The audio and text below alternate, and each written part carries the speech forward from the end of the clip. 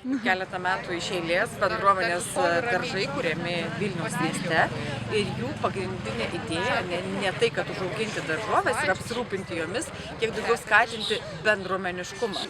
Na, kaip matom, čia Ozo bendruomenės daržas yra įsikūręs labai tokioj rekreaciniai vietoviai, tai kartu bendruomenė susirinkusi ir pailsi, ir praleidžia laisvalaikį, na ir kartu vėlgi susipažįsta su daržovių auginimu ir savo įgūdžius patobulina. Štai matom, ir braškių pasisodinę jie yra ir galės ateityje suskinti ir naudoti bendruomenės tikslams. Taip pat viena iš idėjų mažinti galbūt vartotojiškumą, maisto švaistymą, paskatinant žmonės pačius užsiauginti daržovių, o ne pirkti iš prekybos centrų.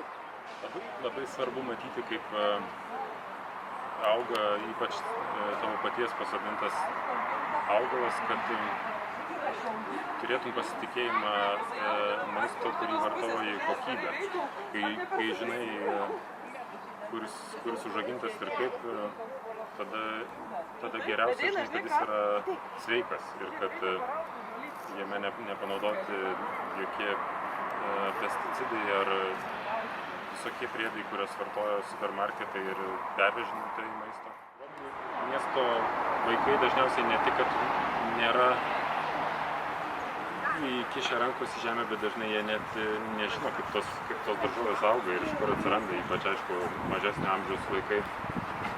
Tai čia jiems pirma proga pamatyti, kaip ta daržovė susiformuoja, iš kur jinai atsiranda ir kaip auga tas daigas ir kaip jį paruošti. Labai patiko Sauliaus Jasonio paskaita, kai buvo senesniais metais, nes gamtinė žemdirbystė labai domina ir šios idėjos, manau, tikrai naudingos ir reikėtų jas taikyti dažniau. Ir tėvams siūliau sode, sakiau, mažiau ravėti reikės. Suvokti, kaip iš mažos sėklelės užauga didelis augalas ir duoda vaisius, tai yra gyvenimo išmintis, kurią turi suvokti kiekvienas, tiek mažas, tiek didelis.